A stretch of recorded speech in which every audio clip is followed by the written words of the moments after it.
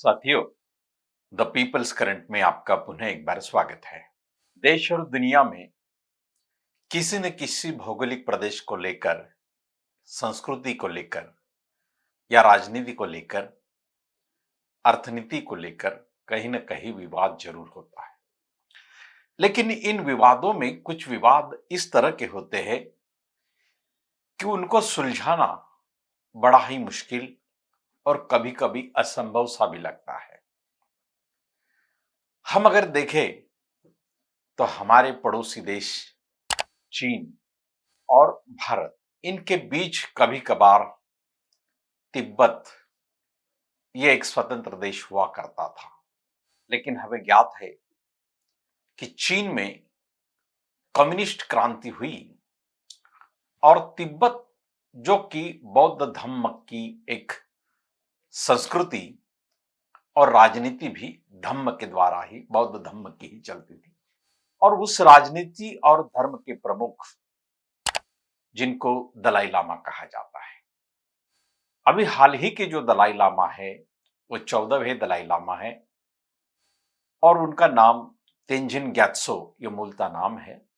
1935 में जन्मे 14वें दलाई लामा, उनको 1937 में एक ढूंढा गया, जहां की एक परंपरा होती है, तिब्बत में आज भी एक परंपरा मानी जाती है कि दलाई लामा का जो सिलेक्शन या उनका जो चुनाव होता है वो पुनर्जन्म के आधार पर होता है। तो 37 में चुने गए तेंजिन ग्यात्सो को 1939 में अधिकृत तौर पे दलाई लामा घोषित किया गया।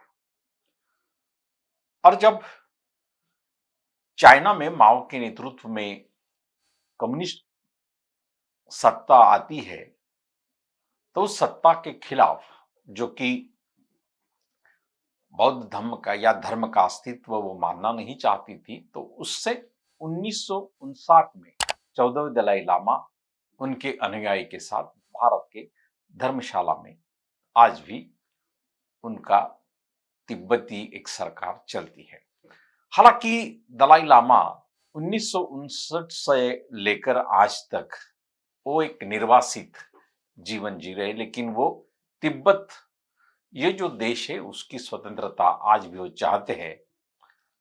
हालांकि बीच में उन्होंने एक प्रस्ताव भी चीन के सामने रखा था कि उनको भले स्वतंत्र ना किया जाए लेकिन स्वायत्तता उनकी जारी की जाए, चीन के अंदर ही उनको रखा जाए, लेकिन उनकी धर्म की कल्चर और उनकी धर्म की सत्ता इसको मान लिया जाए, जो कि चीन ने नकार दे दिया था। हालांकि दलाई लामा ने शांति के साथ ही अपने प्रयास जारी रखे तिब्बत की स्वतंत्रता के, लेकिन वो कुछ हो नहीं पाया। लेकिन आज उनके संदर्भ में चर्चा करने का विषय इसलिए है कि हाल ही में 14वें दलाई लामा इन्होंने एक किताब लिखी है, वॉइस फॉर द वॉइसलेस। तो इस किताब में उन्होंने पुनः अपनी बातें रखी है, जो कि वो 2000 के बाद जिन बातों का वो हमेशा जिक्र करते रहे, वो बात फिर से उन्होंने अपनी किताब में लिखी है।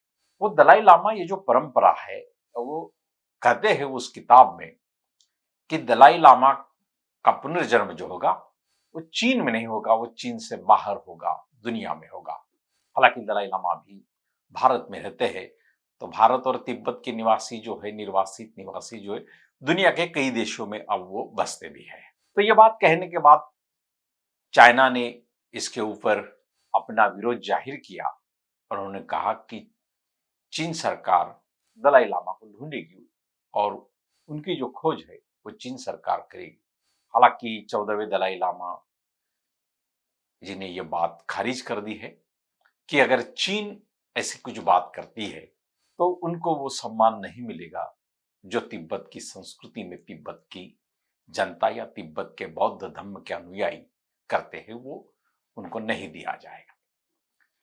यदि चीन ऐसा करता है तो कुछ हद तक 2007 में शायद महामहिम दलाई लामा जी ने यह बात कही थी कि उनका जो अधिकार जो आएगा या उनका जो वारिस होगा या उनकी जो परंपराएं चलाएगी, हो सकता है कि कोई महिला दलाई लामा भी हो सकती है। तो ये बात उन्होंने चलाने के बाद काफी विवाद भी खड़ा हुआ था। हालांकि जिस तरह से उन्होंने शांति के प्रयासों के साथ तिब्बत की स्वतंत्रता चाही, तो उसके लिए उनको 1999 में नोबेल पीस प्राइज से भी, नोबेल के शांति पुरस्कार से भी नवाजा गया। लेकिन फिर नए सिरे से जिस तरह से ये वाद उठा है कि चीन सरकार ने या चीन के जो प्रवक्ता है उन्होंने दलाई लामा की बात खारिज कर दी कि किसी भी हाल में तिब्बत को आजादी नहीं दी जाएगी, स्वतंत्रता नहीं दी जाएगी, और ना ही वो स्वायत्तता का जो प्रस्ताव दलाई लामा जी ने रखा था उसको भी नहीं माना।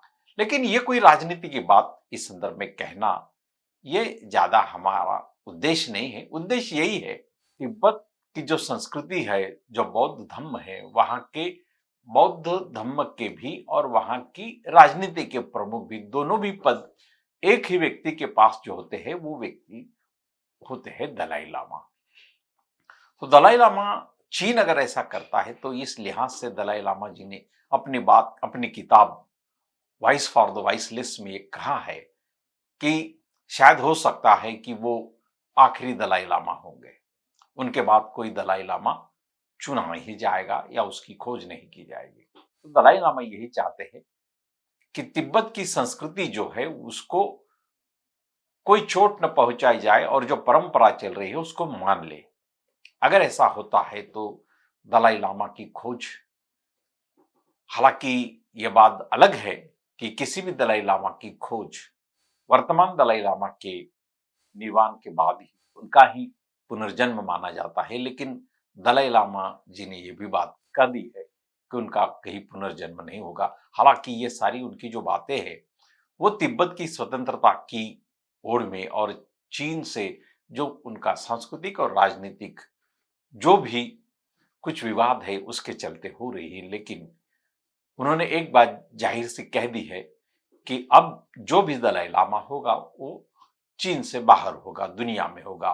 तो हो सकता है कि तिब्बत के जो बौद्ध अनुयायी है, जो निर्वासित के रूप में आज भी भारत में बसते हैं और पढ़ाई लिखाई करने के बाद वो कहीं अमेरिका में, कहीं यूरोप में, दुनिया के कई सारे विकसित देशों में वो अब अपनी निर्वासित की जीवन लेकर एक स्वतंत्र जीवन भी उन देशों में जी रहे हैं।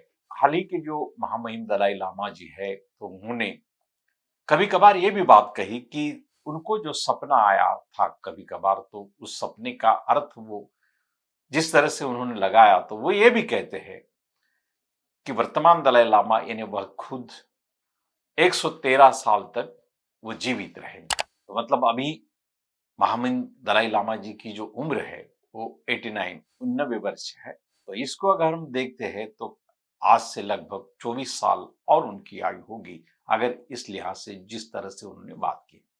बात यह नहीं कि पुनर्जन्म या दलाई लामा की खोज या तिब्बत की सांस्कृतिक परंपरा जिस तरह से चल रही है दुनिया में, किसी भी देश की स्वतंत्रता और संस्कृति को मानना ये बड़ा आधुनिक काल में उसका विवेक होता है। लेकिन जिस तरह से दलाई लामा ने अपनी बातें रखी है, ये सांस्कृतिक विरासत को जारी रखना चाहते हैं, लेकिन चीन के साथ जो उनके राजनीतिक टकराव बन गए हैं, उनको जो मान्यता नहीं मिल पा रही है, तो उनकी रणनीति अब बदलती जा रही है और वो यहां तक सोचने लगे हैं कि हो सकता है कि नए सिरे से कोई दलाई लामा अब पुनर्जन्म नहीं लेगा।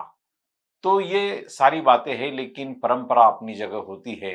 तो तिब्बत की जो बौद्ध परंपरा है और उसमें जो अपने धर्म गुरु और अपने राजनीतिक प्रमुख को चुनने की जो उनकी अपनी सांस्कृतिक विरासत है, इस विरासत को देश और दुनिया में वो जारी रखेंगे।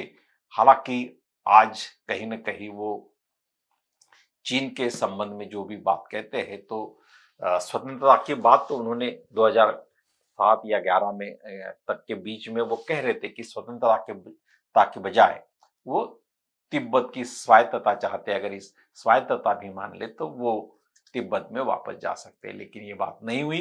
हालांकि आज राजनीतिक बातें नहीं हो रही, आज उनकी सांस्कृतिक विरासत की बातें हो रही है। हो सकता है कि दलाई लामा जी ने जिस तरह से अपने बात को रखा है, तो आने वाले दिनों में तिब्बत की ये सांस्कृतिक विरासत को वो नए सिरे से रखना भी चाहेंगे और देश दुनिया में जो तिब्बत के और दलाई लामा जी के जो अनुयायी फैले हुए हैं देश दुनिया में जहाँ वो बसते हैं, वो वहाँ से जो भारत के धर्मशाला से उनकी तिब्बत की निर्वासित सरकार भी चलती है, उस सरकार के पंत प्रधान भी होते हैं।